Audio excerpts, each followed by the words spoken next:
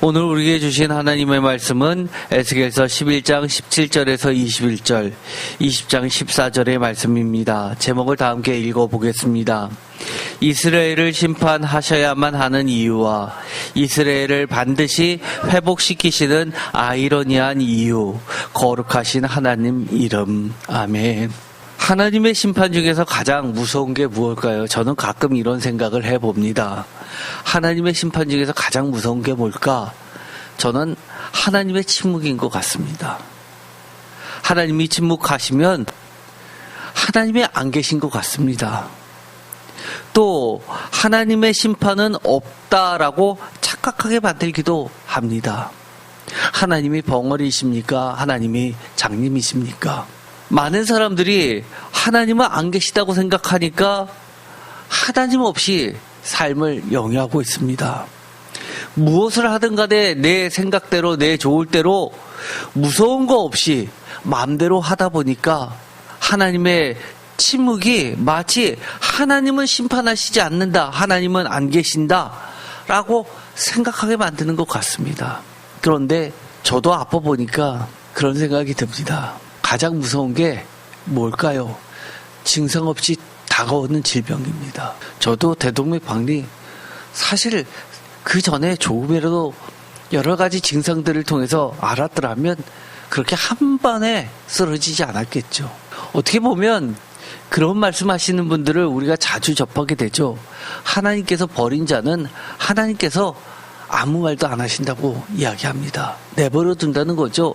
그게 가장 무서운 거 아닐까요? 에스겔서 24장 27절에 보면 그날에 내 입이 열려서 도피한 자에게 말하고, 이것은 에스겔이 벙어리가 돼서 아무 말도 하지 못하다가 입이 열리는 순간이 있다는 거죠. 다시는 잠잠하지 아니하리라. 이같이 너는 그들에게 표징이 되고 그들은 내가 여호와인 줄 알리라. 에스겔서 33장 22절 그 도망한 자가 내게 나오기를 전날 저녁에 여호와의 손이 내게 임하여 내 입을 여시더니 다음 아침 그 사람이 내게 나올 그때 내 입이 열리기로 내가 다시는 잠잠하지 아니하였노라. 이스라엘이 멸망하고 나서야 그들은 하나님의 음성을 듣게 됩니다. 어떤 이들은 그럴 겁니다. 미리미리 알려주시지. 그러나 왜 에스겔을 벙어리로 만드셨습니까? 숱하게 얘기해도 그들이 들으려 하지 않았기 때문입니다. 그래서 시편 기자는 이렇게 이야기합니다. 시편 83편 1절에 하나님이여 침묵하지 마소서, 하나님이여 잠잠하지 마시고 조용하지 마소서라는 기도를 올립니다. 이 말이 뭘까요? 살아계신 하나님을 믿습니다 라는 말하고 같은 거 아닙니까? 하나님께서 이 땅의 주인 되시옵소서라고 하는 말 아닙니까? 오늘의 말씀을 보면 회복의 대표적인 정형구가 나옵니다. 나는 너희의 하나님이 될 것이요 너희는 나의 백성이 될 것이니. 에스겔서 11장 17절의 말씀, 너는 또 말하기를 주 여호와의 말씀에 내가 너희를 만민 가운데 모으며 너희를 흩은 여러 나라 가운데서 모아내고 이스라엘 땅을 너희에게 주리라 하셨다 하라. 18절 그들이 그리로 가서 그 가운데에 모든 미운 물건과 모든 가증한 것을 제거하여 버릴지라. 내가 그들에게 한 마음을 주고 그 속에 새 영을 주며 그 속에서 돌 같은 마음을 제거하고 살처럼 부드러운 마음을 주어. 20절 내 율례를 따르며 내 규례를 지켜 행하게 하리니 그들은 내 백성이 되고 나는 그들의 하나님이 되리라. 21절 그러나 미운 것과 가증한 것을 마음으로 따르는 자는 내가 그 행위대로 그 머리에 갚으리라. 나 주 여호와의 말이니라. 이것을 언제 얘기하셨습니까? 나라를 잃고 나서입니다. 회복, 하나님께서 에스겔을 통해서 우리에게 가르쳐주는 회복이라는 개념은 다른 것이 아닙니다. 바로 계약갱신을 통한 회복을 이야기합니다. 계약갱신, 즉 예배를 통해서 회복을 이야기하십니다. 성전을 통해서 회복을 이야기하십니다. 많은 사람들이 그렇게 생각할 겁니다. 회복, 내가 열심히 해서 다시 회복하면 되지. 하나님과의 관계가 내가 노력한다고 해서 됩니까? 가만 오늘의 말씀을 읽어보면 18절 그들이 그리로 와서 그 가운데에 모든 미운 물건과 모든 가증한 것을 제거하여 버릴지라. 이 말씀을 이때 처음 그들이 보았을까요? 처음 들었을까요? 우리가 성경의 많은 부분을 우리는 성경책을 통해서 그 시대의 상을 바라봅니다. 사무엘 상하, 사사기, 그리고 열왕기 상하를 통해서 그 가운데 모든 미운 물건과 모든 가증할 것을 제거하여 버리라는 하나님의 이 부탁의 말씀은 수도 없이 들어왔습니다. 그런데 나라를 잃고 나서, 쫓겨나고 나서, 무너지고 나서 이 말씀을 또 하십니다. 우리들이 생각하기에는 어떨까요? 미리미리 얘기해 주셨으면, 알려주셨으면 이런 생각이 먼저 들어야지 맞습니까? 아니면 이들이 미리미리 하나님의 말씀을 들었으면 이라는 생각이 먼저 드는 게 맞을까요? 하나님은 후자라고 이야기합니다. 그러나 이거를 듣는 이들은 늘 진작 얘기해 주시지라고, 왜 그동안 하나님은 침묵하셨냐라고 말할 겁니다. 심지어 지금 이 순간에도 어떤 자들이 있다는 겁니까? 21절. 그러나 미운 것과 가증한 것을 마음으로 따르는 자는 내가 그 행위대로 그 머리에 갚으리라. 회복을 이야기하는 그 시점에도, 먼 곳에서 그들을 다시 모으는 시점에도 여전히 그들 가운데는 어떤 자들이 있다는 겁니까? 미운 것과 가증한 것을 마음으로 따르는 자가 여전히 있다는 겁니다. 말하면 뭐합니까? 듣지를 않는데요. 이 회복은 결국은 20절에 있는 것처럼 그들은 내 백성이 되고 나는 그들의 하나님이 되는 순간, 즉 하나님께서 한 마음을 주고 한 마음을 모으니까 자기들끼리 끼리끼리 마음이 아니라 하나님과 같은 마음을 이야기합니다. 하나님과 일치된 마음을 이야기합니다. 성경 말씀과 일치된 삶을 이야기하는 겁니다. 그 속에 세용을 주며 그 속에 돌 같은 마음을 제거하여 살처럼 부드러운 마음을 주었을 때나 비로소 그들이 하나님의 백성이 되고 하나님은 그들의 하나님이 되는 순간이 될 겁니다. 이 회복을 꿈꾸지만 회복 그거 사실은 쉽지 않습니다. 에스겔서에서 말하는 하나님이 이스라엘을 심판하셔야만 하는 이유가 여러 군데 나오게 됩니다. 예를 들어서 오늘 읽었었던 것처럼 우상숭배처럼 혐오스러운 짓으로 여기시는 것들이 나오게 되는데 이런 것들을 제거하지 못했기 때문입니다. 심지어 5장 11절, 8장 5절에서 18절, 23장 38절에서 39절까지를 보면 주님의 성전 안에서도 발생합니다. 36장 16절에서 18절은 하나님이 거룩하게 만드신 그 땅에서도 벌어집니다. 또 20장 7절, 31절, 43절에는 그토록 믿었던 하나님의 백성마저도 그렇습니다. 대표적인 것이 20장 13절, 21절, 24절에는 안식일을 지키지 않는다는 겁니다. 안식일을 조차도 더럽힌다는 겁니다. 그리고 20장 39절에는 하나님의 이름을 더럽혔기 때문이라고 이야기합니다. 하나님의 이름을 더럽혔기 때문에 특별히 오늘은 이 구절을 가지고 특별히 다른 것보다도 말씀을 나누고자 합니다. 하나님이 이스라엘을 심판하셔야만 하는 이유 중에 하나님의 이름이 더럽혀졌다는 것 때문에 심판하실 수밖에 없다는 것이 얼마나 슬픈 건가요? 이 말씀을 하면 우리는 두려울 수밖에 없습니다. 나는 하나님의 이름을 더럽힌 적이 없나? 이렇게도 생각할 수 있는 겁니다. 어떻게 하면 하나님의 이름을 더럽히지 않으려면 어떻게 해야 되지? 라고 생각해야 되는 겁니다. 예를 들어서 하나님의 이름을 더럽히지 않는 것, 주님은 이렇게 이야기했죠. 하나님의 이름을 거룩하게 하는 것이라고 이야기를 합니다. 예를 들어서 우리가 너무나 잘 알고 있는 거죠. 마태복음 5장 13절에 너희는 세상의 소금이니 소금이 만일 그 맛을 잃으면 무엇으로 짜게 하리요?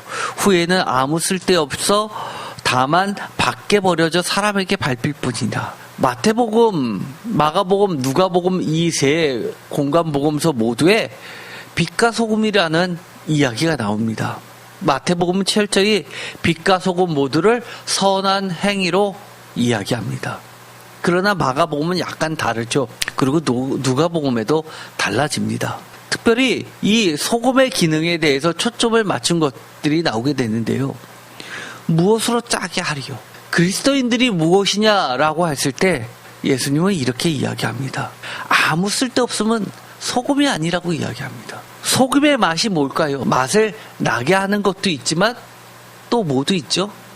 썩지 않게 해서 그 맛을 유지시키는 것이 있습니다. 우리나라의 대표적인 것이 있죠. 김장, 김치입니다. 소금이 어마어마하게 들어갑니다. 그런데 그 맛이 오래 갑니다. 부패를 방지하죠. 레위기 20장에 보면 이런 말씀이 나옵니다. 7절 너희는 스스로 깨끗하게 하여 거룩할지어다. 거룩하다 더럽히지 않는다. 스스로 깨끗하다. 나는 너희 하나님 여호와니라. 8절 너희는 내 규례를 지켜 행하라. 나는 너희를 거룩하게 하는 여호와이라. 만약에 레위기 20장 8절을 기준으로 본다면 소금의 역할이라는 게 뭘까요? 하나님의 말씀대로 행함으로써 우리가 세상에 동화되는 것이 아니라 세상이 썩는 것을 막고 하나님의 거룩성의 맛을 내는 것이, 그게 하나님의 이름을 더럽히지 않는 것 아닙니까?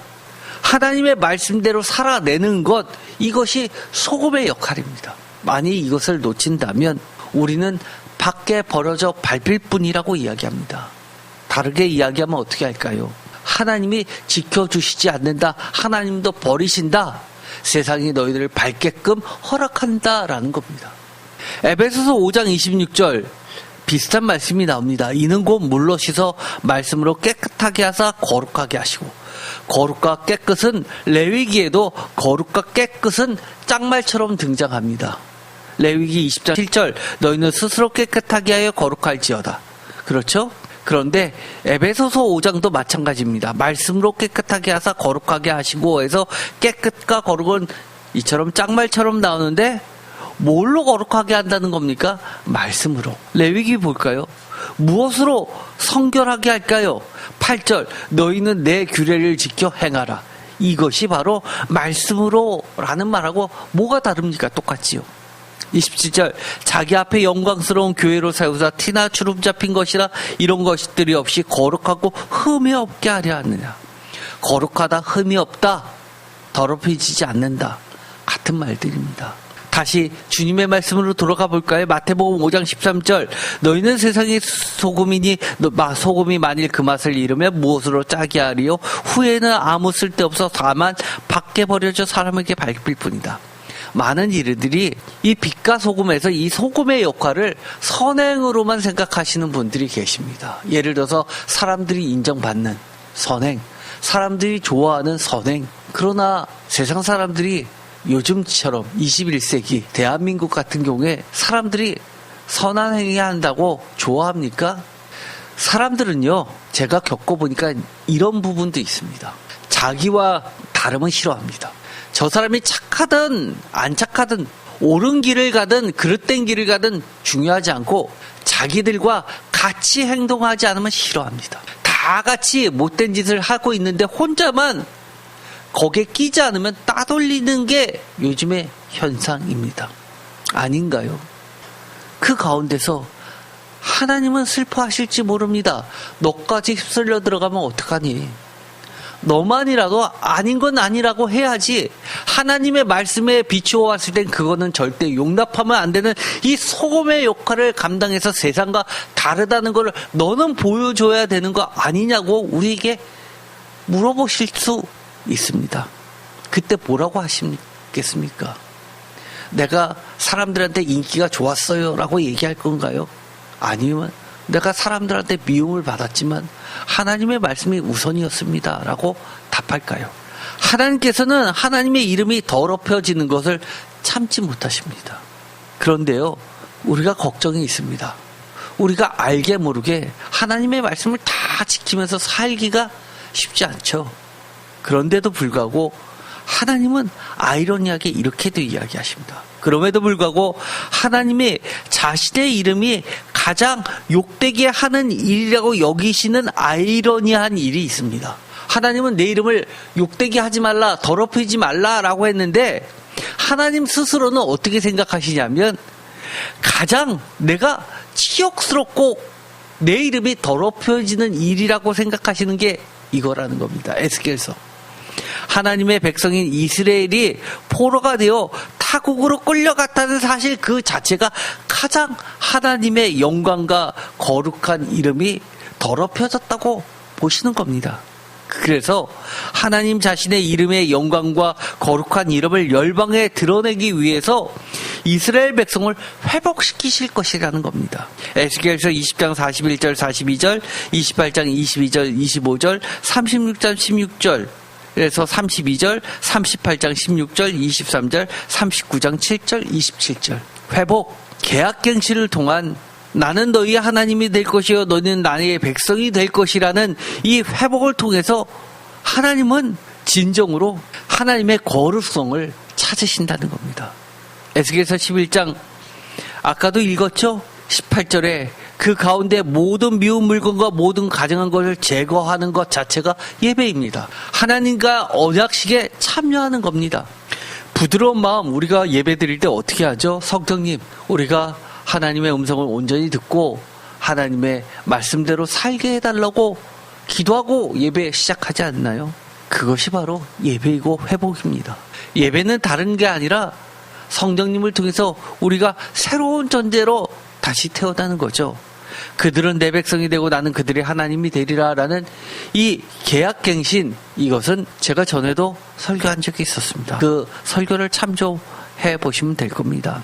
에스겔서 14장 11절에도 그들은 내 백성으로 삼고 나는 그들의 하나님이 되려 한다는 말씀이 나오게 되고요. 마찬가지로 에스겔서 33장 24절에도 나 여호와는 그들의 하나님이 된다 라는 말씀이 나오게 됩니다.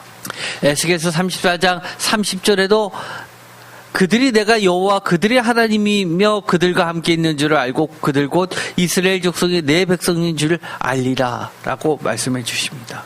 에스겔서 36장 25절 맑은 물 이야기가 나오게 되죠. 정결하게 합니다. 여기서 보면 26절에 성령을 이야기합니다. 새 영을 너희 속에 두고 새 마음을 너희에게 주되 너희 육신에서 굳은 마음을 제거하고 부드러운 마음을 줄 것이며 27절 또 내 영을 너희 속에 두고 너희로 내 율례를 행하게 하리니 너희가 내 규례를 지켜 행할지니라. 우리가 성령 충만한 삶이라는 게 무엇입니까? 다른 게 아니라 하나님의 말씀대로 살아낼 수 있게 되는 겁니다. 하나님의 말씀을 들었습니다. 여러분이 세상에 나가서 하나님의 말씀대로 다 삽니까? 그렇지 않죠. 우리가 많은 시간을 예배를 통해서 하나님의 말씀을 배웠습니다. 그런데 어느 순간 보면 여전히 바뀌지 않은 생각으로 그대로 신앙생활을 하시는 분들이 많습니다.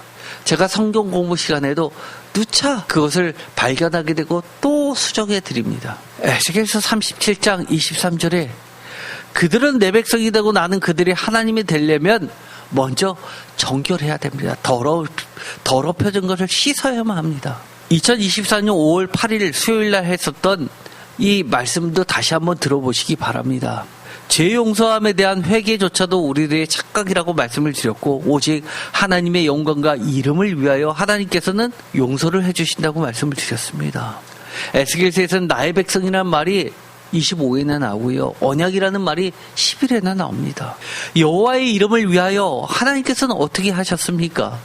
이것은 주일날에도 설교를 한 적이 있었습니다. 너무 이 말씀을 다시 한번 읽어보면 참 어떻게 보면 감동이기도 하고 어떻게 보면 애잔하기도 하고 참 슬픕니다. 복잡 미묘합니다.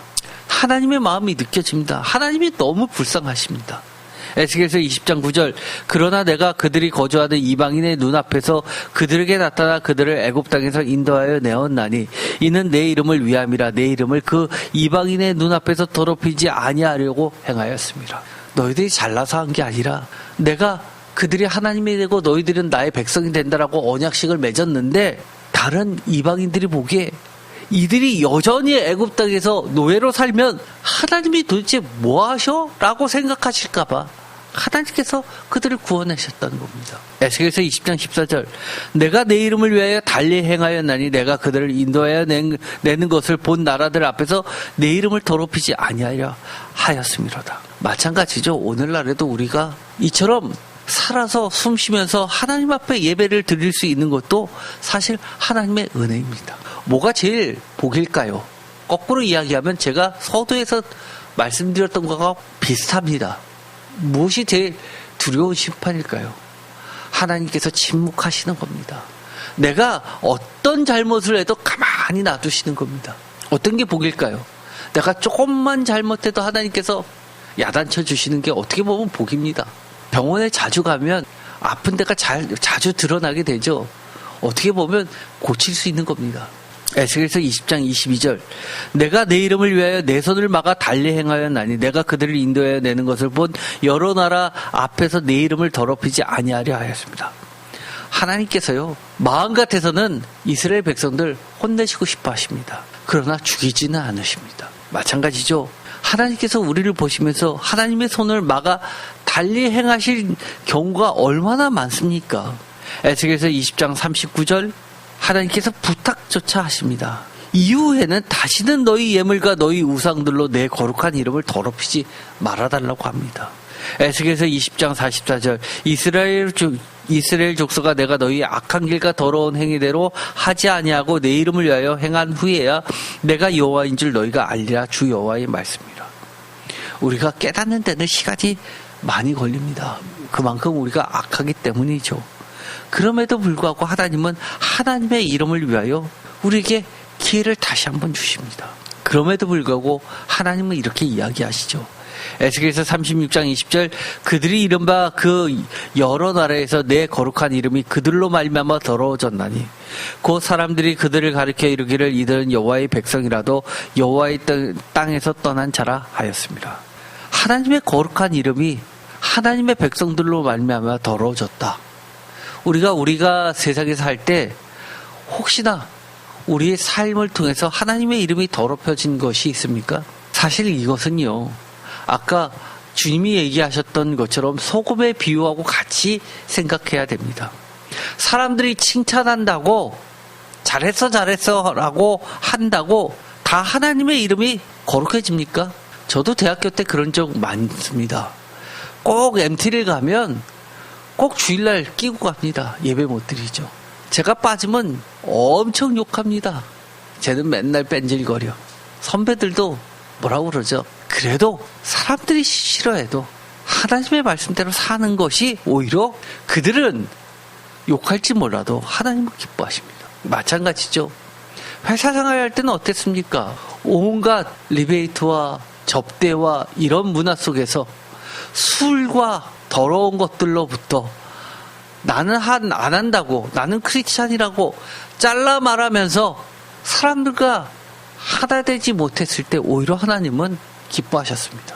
제가 전에 회사 생활할 때 얼마나 많이 기도한 기도 제목이 뭔지 아십니까? 하나님, 저 실적 좋게 해주세요. 실적이 월등해서 다른 사람이 제가 비록 술 안 먹고 접대 안 해도 무시 못할 수 있을 정도로 하나님 지켜주세요 라고 했습니다. 저 회사 생활할 때 정말 고가 S였습니다. 거의 상위 탑 중에 탑이었습니다.